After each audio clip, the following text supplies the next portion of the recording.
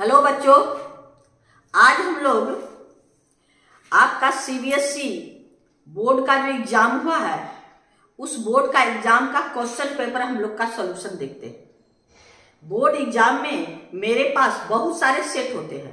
मेरे पास सेट 3 प्राप्त हुआ है। हमको कौन सा मिला है? सेट 3 में सेट 3 2025 का जो सीबीएसई बोर्ड एग्जाम मैथमेटिक्स का हुआ उसका सेट 3 का सॉल्यूशन हम लोग धीरे धीरे करेंगे। अब सेट 3 में आपका जो भी क्वेश्चन है उसमें सेक्शन ए, कौन सा हमारे पास सेक्शन ए में ऑब्जेक्टिव क्वेश्चन है 1 to 20। पहले हम लोग इसको कर लेते हैं क्योंकि आप तो टिक मारिएगा, लेकिन हमको क्या है, आपको समझाना है। ज्यादा लंबा करेंगे तो क्या हो जाएगा, आपका लंबा वीडियो हो जाएगा। तो पहले हम लोग ऑब्जेक्टिव क्वेश्चन कर लेते हैं 1 to 20 तक। देखिए पहले 1 to 20 तक मेरे पास क्वेश्चन क्या है। हम सॉल्यूशन के साथ आपको डायरेक्ट आंसर नहीं देंगे, उसको समझा के कि यही आंसर क्या होगा, यही क्यों होगा, उसके लिए आपको देंगे। तो चलिए क्वेश्चन नंबर आपका सेक्शन ए का क्वेश्चन नंबर 1 देखिए आपके पास क्या है। कहता है 1 में which of following statement false, true नहीं, कौन सा फॉल्स है? तो फॉल्स में आपका कहता है infinite number of tangent can be drawn to a circle. कोई भी सर्किल है, इसका इनफाइनाइट पॉइंट है, तो इनफाइनाइट यहाँ तो पॉइंट फिक्स नहीं ना है, कहीं से भी हम ड्रॉ कर सकते हैं, यानी ये तो ट्रू है। Infinite number of tangent to a circle, circle पर इनफाइनाइट पॉइंट है तो हर पॉइंट पे हम सर्किल का टेंजेंट दे सकते हैं। अब आपके पास क्वेश्चन नंबर ये क्या है, आपका ट्रू है, तो हमको फॉल्स ढूंढना है। फिर क्या कहता है infinite number of tangent can be drawn to a circle from a point outside the circle. Circle के आउटसाइड से तो हम लोग क्या 2 ही टेंजेंट खींच सकते हैं, 2 से मोर देन 2 तो हम लोग खींच नहीं सकते। वो क्या हो जाएगा, से क्या हो जाएगा, सिकेंट हो जाएगा। टेंजेंट सिर्फ यही है, तो इनफाइनाइट यही हमारा फॉल्स होगा। क्या होगा, आपको कहता है infinite number of tangent can be drawn to a circle from a point outside the circle, ये फॉल्स है। इसका मतलब ये आंसर आपका 1 का आंसर कौन है, बी। 1 का आंसर कौन है, बी। अब देखिए बी में सी में infinite number of secant can be drawn to a circle from a point. ये पॉइंट से सीकेंड, ढेर सारा सीकेंड जहां बनता, ये भी तो ट्रू है। फिर कहा the angle between tangent and the diameter of the contact, आपका टेंजेंट और डायमीटर के बीच 90 होता है, ये भी हम लोग को, यानी हम लोग का कौन है, बी नंबर ट्रू है। यानी कोई भी एक्सटर्नल पॉइंट से जो सर्किल के बाहर पॉइंट है उससे 2 ही हम लोग टेंजेंट खींच सकते हैं। अब आइए क्वेश्चन नंबर 2। हाँ, क्वेश्चन नंबर 2 में क्या है, आपके पास 2 में सर्किल है, सर्किल में 2 टेंजेंट है, ये आपका है, ये आपका टेंजेंट है, ये एंगल मेरे पास है, ये क्या कहता है PAB, ये एंगल मेरे पास कितना है 210, और ये एंगल से ये एंगल हमको फाइंड करना है। क्या कहता है find angle APB, angle APB हमको फाइंड करना है। तो ये दोनों का सम कितना होगा 360। तो यहां पर ये सेंटर O है, ये रिफ्लेक्स एंगल है, angle AOB equal to 360 minus 210, तो हम लोग क्या हो जाएगा 150। अब देखिए इसमें ये 90, ये रेडियस है, ये टेंजेंट है, ये टेंजेंट है, ये 90, ये 90। तो क्वाड्रिलेटरल का क्या होता है, ऑल एंगल का सम 360, तो ये 90, ये 90, तो ये दोनों का सम क्या हो जाएगा 180, यानी angle AOB plus angle APB is equal to 180। Angle APB equal to 180, अब माइनस ये हमको कितना निकल गया 150 माइनस कर दीजिए, यानी 30 डिग्री। अब 30 देखिए मेरे पास आंसर कहाँ है, 2 में 30 डिग्री डी, यानी इसका 2 का आंसर कौन हो गया डी, यानी 30 डिग्री। अब आइए 3 में, क्वेश्चन नंबर 3 में क्या है मेरे पास कहता है द वैल्यू ऑफ आपका कौन सा 1 - 2 sin² 60, ये किसके वैल्यू के बराबर होगा? पहले इसका वैल्यू निकाल के देख लेते हैं। आपका क्या हो 1 - 2 इंटू sin 60 का वैल्यू √3/2, यानी ये हो गया √3/2 इसका स्क्वायर, तो यानी 1 - 2 इंटू 3/4, √3 का स्क्वायर 3 होता है, ये 2 2 जा 4, ये आपको 1 - 3/2 कितना, ये 2 2 जा, ये होगा 2 2 जा 4, तो ये हो गया 1/, इसका एलसीएम ले लीजिए 2 - 3/2 यानी -1/2, तो यानी इसको हम लोग क्या कर सकते हैं माइनस। अब इसमें देखिए क्या कहता है 30 डिग्री, अगर 30 देंगे तो हाफ हो जाएगा, यहाँ माइनस हाफ माइनस था sin 30, ये हो गया माइनस sin 30 डिग्री, यानी आपका आंसर हो गया माइनस sin 30 डिग्री, यानी sin 30 का वैल्यू हाफ और माइनस हाफ, तो माइनस हाफ के बराबर होगा, यानी इसका आपका आंसर कौन सा हो गया?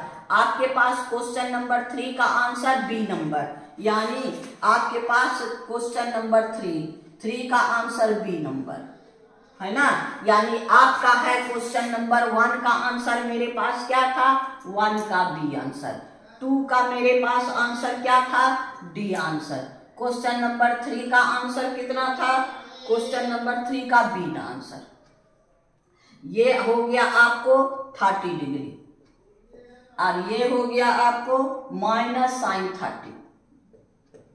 अब आइए क्वेश्चन नंबर 4 में, क्वेश्चन नंबर 4 देखिए हमको क्या कहता है, कहता है a observer 1.8 metre tall away from a chimney at a distance of 38.2 metre along the ground. आपके पास क्या कहता है, ये है चिमनी, ये है मैन और ये है आपका कितना, आपके पास मैन का 1.8 मीटर टॉल। अब आपके पास कहता है डिस्टेंस, दोनों के बीच का डिस्टेंस 38.2 मीटर और आपका कहता है angle, the angle of elevation of the top of chimney observe 45 degree, यानी ये है आपके पास 45 डिग्री। हाँ, find the height of the chimney above the ground, हमको ये हाइट फाइंड करना है, ये हाइट फाइंड करना है, यानी ए बी मैन है, सी डी आपका चिमनी है, ये है ई, आपके पास ये भी 90 है, यहाँ पर 1045 ये 38 है, ये भी 3.8.2 हो गया 38.2, अब ये 48 है, तो आपका 1045 equal to CE by AE, तो हो गया 1, यानी CE AE मेरे पास क्या है 38.2, यानी CE इक्वल टू 38.2। अब ये हो गया आपके पास 38.2 और ये है 1.8, यानी हमको CD फाइंड करना, CD 38.2 प्लस 1.8 यानी आपका 40 मीटर, ये भी मीटर, यानी ये हमको कितना मिल गया 40 मीटर। अब देखिए 40 मीटर मेरे पास कहाँ है, सी में क्या है 4 क्वेश्चन नंबर 4 का सी आंसर क्या 40 मीटर, 4 हो गया, यानी ये आंसर हो गया। आइए क्वेश्चन नंबर हम लोग का 5 में आपके पास फिगर है, in adjoining figure the sum of radii of 2 concentric circle is 16 centimetre, ये दोनों सर्किल का रेडियस, ये है सेंटर और एक रेडियस ये और ये रेडियस आपके पास ये O है, यानी हमको क्या है AO और AO प्लस PO, ये हमको 16 सेंटीमीटर है। फिर कहता है the length of chord AB which touch the inner circle at P is 16 degree, ये 16 सेंटीमीटर, यानी AB मेरे पास है 16। अब यहाँ पर AP, ये तो जानते हैं रेडियस है परपेंडिकुलर, यहाँ तो ऑब्जेक्टिव है, उतना एक्सप्लेन करने की जरूरत नहीं है। आपका ये रेडियस है फॉर इनर सर्किल, रेडियस ये टेंजेंट, ये परपेंडिकुलर और परपेंडिकुलर का सेंटर से तो बाइसेक्ट, तो यानी AP is equal to half AB, यानी हाफ इंटू 16 इक्वल टू आपका 8, यानी आपके पास क्या हो गया, AP हो गया कौन 8। अब इसमें आइए, सिंस AP हमको अब क्या फाइंड करना है, फाइंड करना है the difference of radii of given circle, यानी हमको फाइंड करना है AO माइनस OP, ये दोनों का डिफरेंस, ये रेडियस और ये रेडियस का डिफरेंस फाइंड करना है। यानी आपको AP square equal to AO square minus OP square. AP मेरे पास कितना है 8 का square, AO A plus B A minus B कर दीजिए, A square minus B square, AO plus OP A plus B AO minus OP, तो हो गया आप देखिए 864, ये दोनों का सम मेरे पास 16 है और दोनों का डिफरेंस हमको मांग रहा है, यानी 16 4000, यानी AO minus OP is equal to 4 centimetre, यही मेरा आंसर है। अब देखिए इसमें डिफरेंस ऑफ 2 रेडियाई। अब देखिए 4 कहाँ है, बी में, यानी क्वेश्चन नंबर 5 का आंसर कौन है आपके पास बी, यानी बी का यानी 4 सेंटीमीटर। आइए क्वेश्चन नंबर 6 देखिए मेरे पास क्या कहता है, एक कोण है, एक कोण हाइट ये होता है, height 12 centimetre and the slant height ये h, ये L इक्वल टू 13 सेंटीमीटर, ये रेडियस हो गया। कहता है सरमाउंटेड ऑन ए हेमिस्फीयर, ये हेमिस्फीयर के ऊपर खड़ा, hemisphere having radii equal to the cone the entire height of the solid, ये सॉलिड का पूरा हाइट हमको मांग रहा है यहां से यहां तक, यानी ये प्लस ये भी रेडियस, ये भी हेमिस्फीयर है ना, ये जो होगा वही होगा, ये दोनों से इसको निकाल लीजिए, यानी R square equal to L square minus H square, यानी आपका क्या हो गया 13 का स्क्वायर माइनस 12 का स्क्वायर 169144, यानी 25, R इक्वल टू 5, ये मेरे पास क्या हो गया 5, ये भी 5। अब ये टोटल हाइट कितना, टोटल हाइट हो गया आपको कितना, ये h प्लस r, यानी h है आपका 12 प्लस 5 यानी 17 सेंटीमीटर, ये कितना हो गया 17 सेंटीमीटर। अब देखिए क्वेश्चन नंबर 6 में 17 का है ए में, यानी 6 का क्या है ए आंसर, यानी 17 सेंटीमीटर। अब आइए क्वेश्चन नंबर 7 में, क्वेश्चन नंबर 7 देखिए मेरे पास क्या है, 7 में कहता है आपका x median plus y mean equal to z mode, equal to z mode. अब हमारे पास क्या है, इसमें x प्लस y अब प्लस z का वैल्यू निकालना है। हमारे पास फॉर्मूला है 3 into median equal to 2 into mean plus mode, क्या है प्लस मोड। अब इसके फॉर्म में हमको मोड को फ्री करना है, तो मीन को इधर ले आइए, आपके पास 3 median minus 2 mean equal to mode. अब देखिए मीडियन यहां पर क्या है x इक्वल टू 3, और यहां पर y is equal to -2, y equal to -2, क्योंकि यहां प्लस है, y की जगह क्या -2 और मोड z की जगह आगे में मोड के आगे कुछ नहीं है, तो z इक्वल टू क्या हो गया 1। अब इसमें बैठा दीजिए x plus y plus z, x मेरे पास 3 अब प्लस y हो गया -2 अब प्लस z1, तो हो गया 3 -2 प्लस 1 यानी 1 प्लस 1 इक्वल टू 2। मेरे पास कितना हो गया 7 का आंसर। अब देखिए 7 का आंसर 2 कहाँ है? 2 मेरे पास सी में है। कितना है? सी में, यानी 2, यानी क्वेश्चन नंबर 7। अब नंबर 8 में आपके पास ये है, कहता है in following data marks obtained by 100 student in a class test, median will be the average of which observation। इसमें मीडियन कौन कौन ऑब्जर्वेशन का मीन होगा? तो हम लोग मीन कैसे निकालते हैं? सबसे पहले हम लोग क्या करेंगे? असेंडिंग ऑर्डर में सजाएंगे। पहले क्या करेंगे? यहाँ तो उल्टा पुल्टा है, यहाँ 20 है, 29 है, फिर 28 हो गया, फिर 38, तो ये आपका यहाँ 38, यानी असेंडिंग ऑर्डर नहीं है। तो हम लोग असेंडिंग ऑर्डर में इसको सजाए, यानी 20, 25 इस तरह से इसको, इसी को हम लोग असेंडिंग ऑर्डर में सजा करके इसका करस्पॉन्डिंग हम लोग फ्रीक्वेंसी लिए। यहाँ पर आपके पास 20 है, 25 इसके बाद है, आपका 28 इसके बाद है, 29 इसके बाद है, 33 इसके बाद है ना, फिर 33, 42 आपका ये है आपका, फिर 42 के बाद 43 है। तो इस तरह से हम लोग असेंडिंग ऑर्डर, उसका करस्पॉन्डिंग हम लोग क्या किए?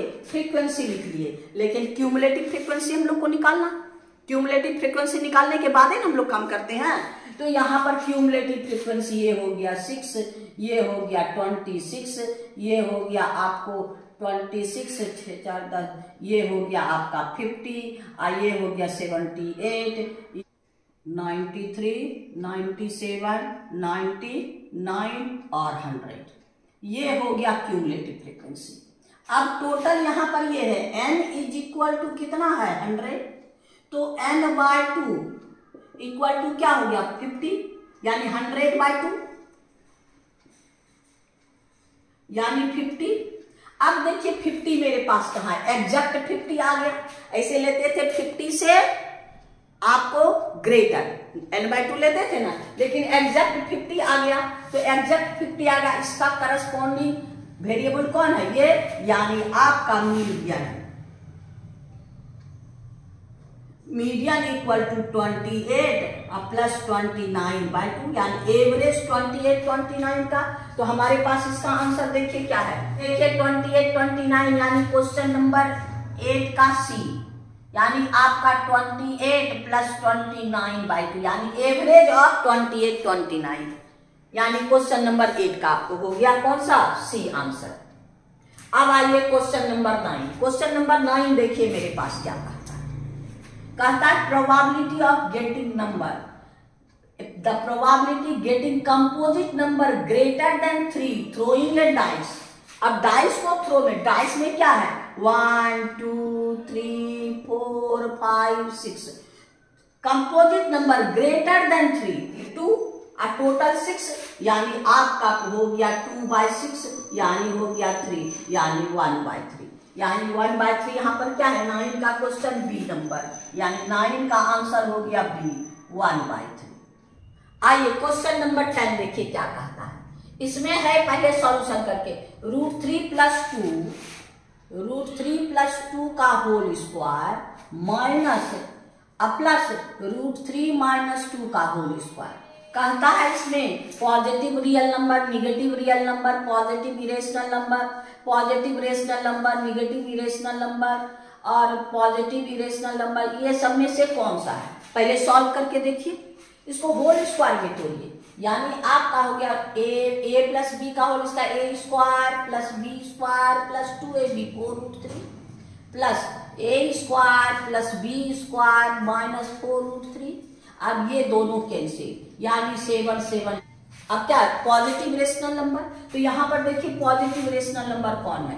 ए नंबर, पॉजिटिव रेशनल नंबर, यानी आपका क्वेश्चन नंबर 10 का आंसर है ए, यानी positive rational number, positive rational number, positive rational number हो गया।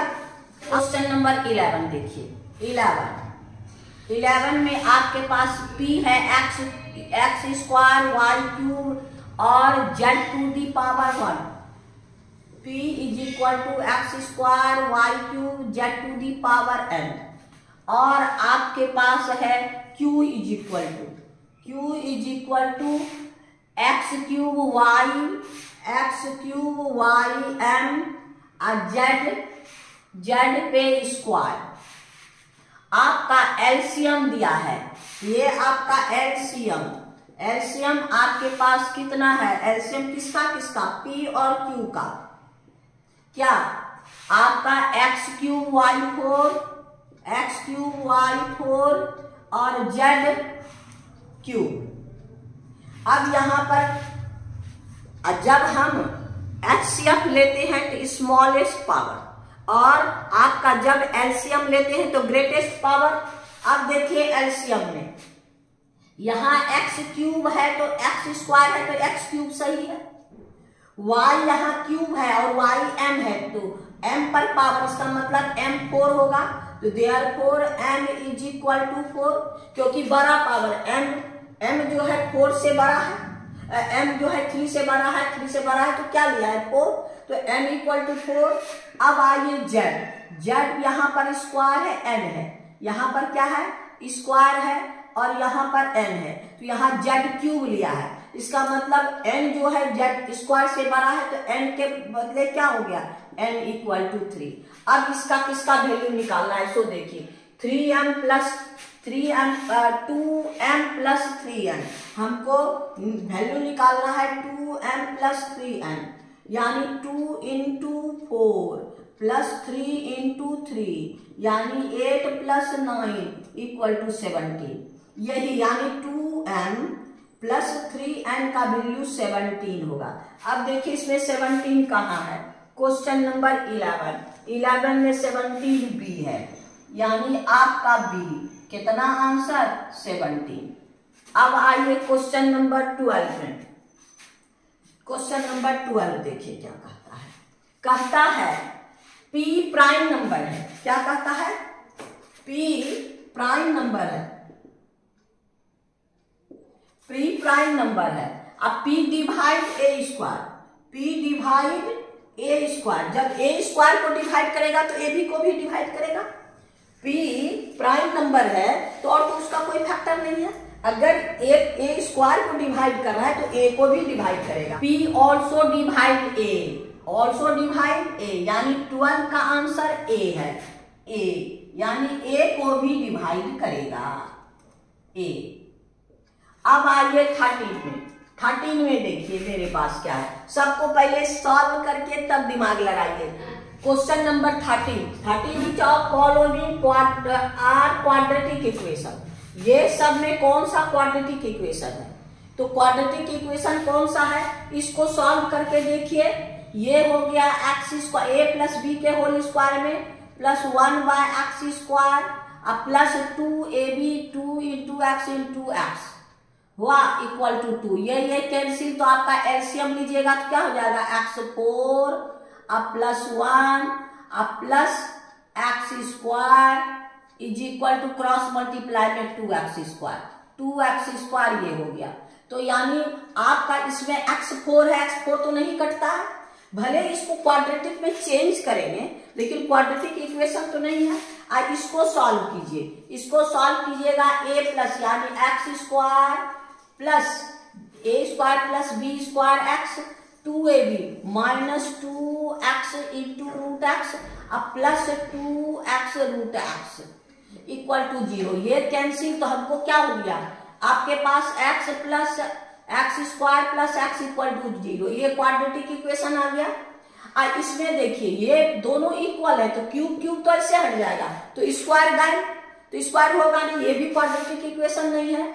अब इसको सॉल्व कीजिएगा, a square plus b square 1 plus 2 root x अब इक्वल टू एक्स, ये रूट वाला रह गया, ये भी नहीं है क्वाड्रेटिक इक्वेशन, यानी कौन सा क्वाड्रेटिक इक्वेशन है आपका b।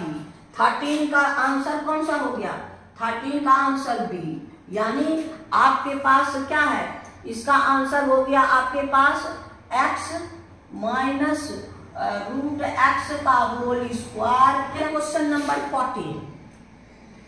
14 में देखिए आपके पास है क्या, इक्वेशन है quadratic a square b x plus b equal to 0, x x square plus b x plus b equal to has real and distinct, यानी दो वैल्यू,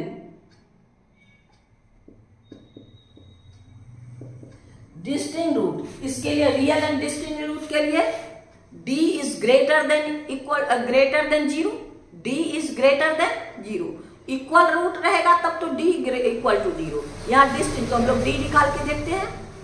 हम लोग d निकाल के, यानी d is greater than zero, यानी आपका हो गया d equal to b square, यहाँ b ये है, बी स्क्वायर माइनस 4a है 1, c है b 4b, यानी आपका b square minus 4b is greater than zero.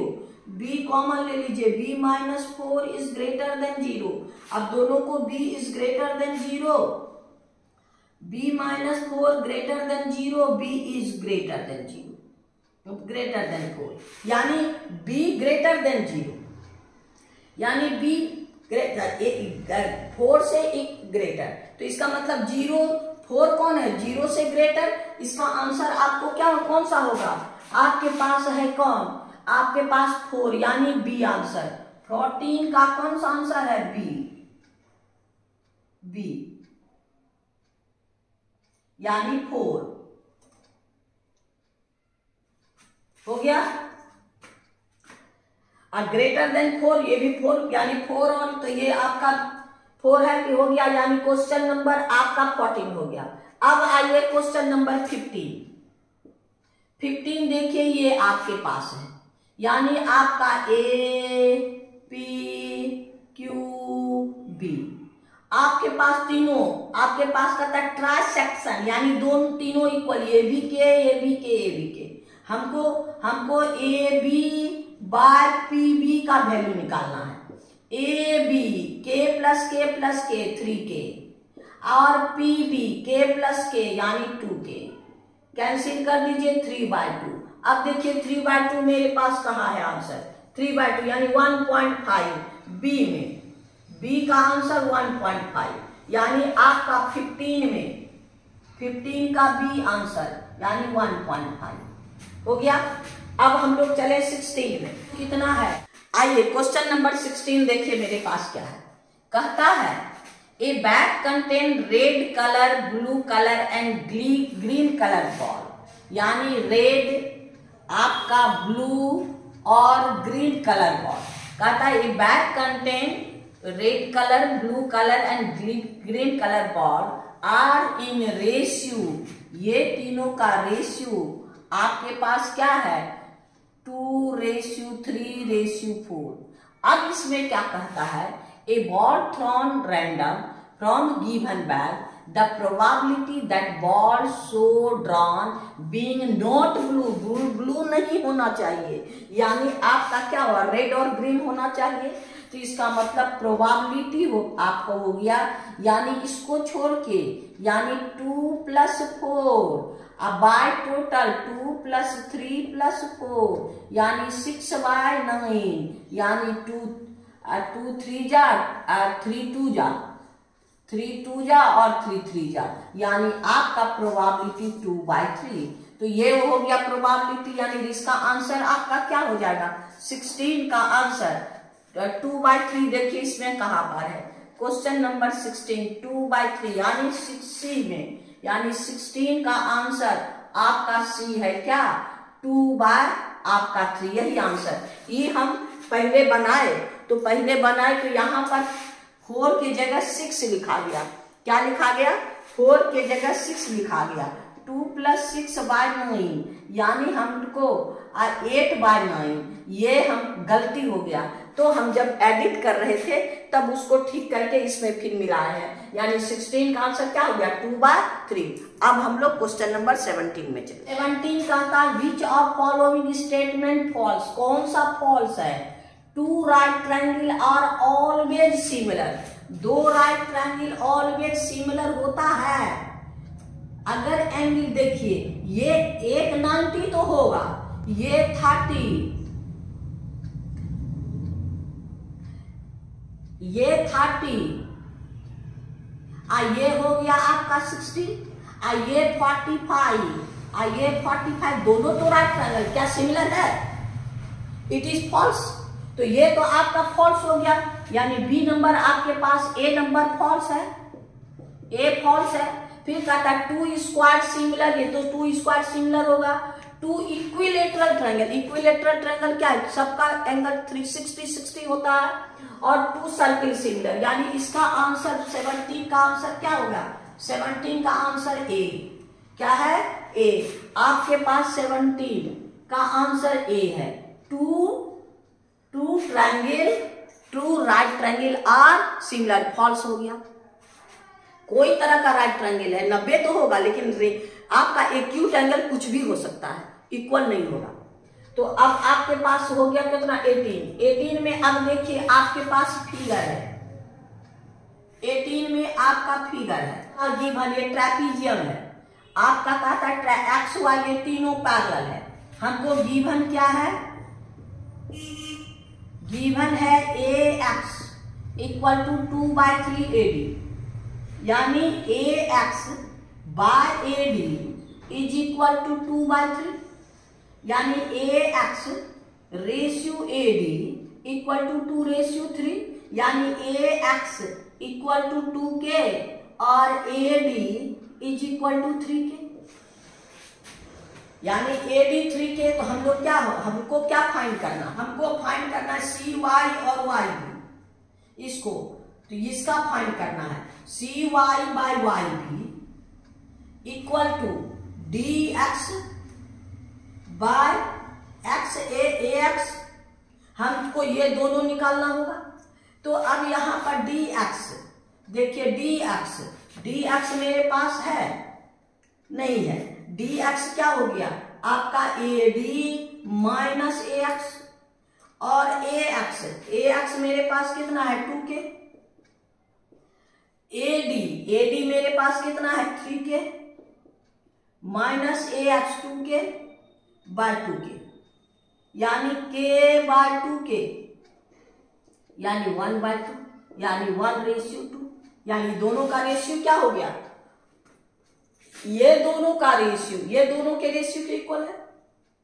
हम ये दोनों के सहारे इसका और इसका रेशियो निकाल लिए, यानी क्वेश्चन नंबर 18 का मेरे पास क्या है? आंसर डी 1:2, क्या है?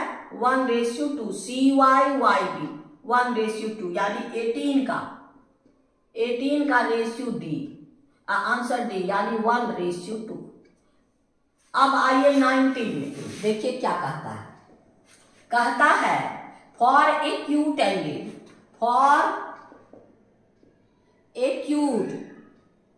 थीटा के लिए आपका cosec theta equal to 1/√2 is for acute theta the value of cos theta can not be 1/√2, ये नहीं होगा 1/√2, इट इज नॉट पॉसिबल। अब क्यों नहीं पॉसिबल? सो देखिए, हम लोग पढ़ते हैं ना cosec theta equal to h/p, हमेशा h ग्रेटर होता है, हमेशा h क्या होता है? ग्रेटर होता है। h इज ग्रेटर देन आपका कोई भी साइड हो p, तो हमेशा उसका वैल्यू क्या होगा? 1 से ग्रेटर होगा। क्या होगा? 1 से ग्रेटर होगा। Cosec theta is greater then 1, हमेशा 1 से बड़ा होगा, क्योंकि यहां पर h इज ऑलवेज, यहां पर साइन ये आपका ये h है, h हमेशा ग्रेटर होता है, तो ग्रेटर तो ये हमेशा क्या हो जाएगा? h greater than b, h is greater then p, तो आपका h/p ऑलवेज ग्रेटर देन 1। तो यहां पर 1/√2 इज ग्रेटर देन 1, यानी 1/1.414।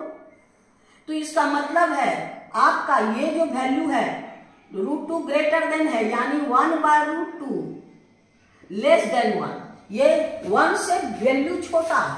ये क्या है? 1 से वैल्यू छोटा है, देयरफॉर आपका 1/√2 is less than 1/√2 less than 1 और cosec theta always greater than 1, therefore it is not possible. क्या है ये आपका इज नॉट पॉसिबल, यानी ये आपके पास जो कहता है for acute value cost can not B, ये ट्रू है, ये आपका ट्रू हो गया आंसर। ये 19 का आंसर आपके पास ट्रू। रीजन आपको दे दिए, क्योंकि कॉसेक का वैल्यू हमेशा ग्रेटर देन 1 होता है, 1/√2 का वैल्यू लेस देन 1 होता है। 1 ग्रेटर 1 से आपको इन्फिनिटी तक होगा, लेकिन 1 से छोटा वैल्यू नहीं होगा, लेकिन 1/√2 लेस देन 1 होता है, इसीलिए 1/√2 नहीं वैल्यू होगा। अब आइए क्वेश्चन नंबर 20 में। 20 कहता है आपके पास एपी है, आपके पास एपी दिया है क्या 3 6 9 डॉट डॉट डॉट आपका 198। अब कहता है the term for from the end, कहता है 10th term from the end is 168। क्या लास्ट से फ्रॉम द एंड से आपका 10th T10 from the end क्या है आपके पास 168 है, क्या ये होगा? तो आपका क्या होगा, हम लोग क्या करेंगे इधर से करेंगे, तो फ्रॉम द एंड आप ये है लेंथ यानी एल का काम करेगा, क्या है मेरे पास, यानी T10 is equal to A plus n-1 into d, यानी आपका T10 इक्वल टू A का काम कौन करेगा L प्लस n-1 यानी 10-1 और D उलट जाएगा यानी 6 माइनस 9, यानी आपका L कौन है 198 अब प्लस 9 और ये इंटू -3, तो हो गया 198 और -27। अब ये हो जाएगा आपके पास 8 में 7 1 और 9 में 2 7 और 1, यानी T10 फ्रॉम द लास्ट, यानी हम लोग का ये हो गया, क्या दे दिए last term with the difference term given AP is इतना, तो आपका लास्ट टर्म यानी ये 168 नहीं होकर के 171 होगा ना, यानी इधर से होगा तो इधर से हुआ होगा, तो हम लोग का जो यहाँ फ्रॉम द लास्ट कहता है, फ्रॉम अगर इधर से 168 हो उधर से भी 168 नहीं होगा, ये होगा, यानी क्वेश्चन नंबर आपका 20 ये जो आंसर है ये आपका फॉल्स है, इसका आंसर कितना होगा 171 और पहले का आंसर दिया हुआ, यानी हम आज इतना ही रहने दीजिए क्योंकि वीडियो लंबा हो जाएगा। आपको बार बार कहते हैं कि बढ़िया से देखिए, एक्सप्लेनेशन ऑब्जेक्टिव क्वेश्चन था, तुरंत में चुटकी में बना सकते थे, लेकिन हमको तो आपको समझाना है ना, तो आप समझ गए और बढ़िया से किए, तो आगे आपको बार बार बोलते जाते जाते क्या सब्सक्राइब जरूर कीजिएगा अगर नहीं किए हैं तो, और अपने दोस्तों में शेयर करके मेरी प्रोत्साहन को बढ़ाइएगा। थैंक यू, फिर नेक्स्ट वीडियो में।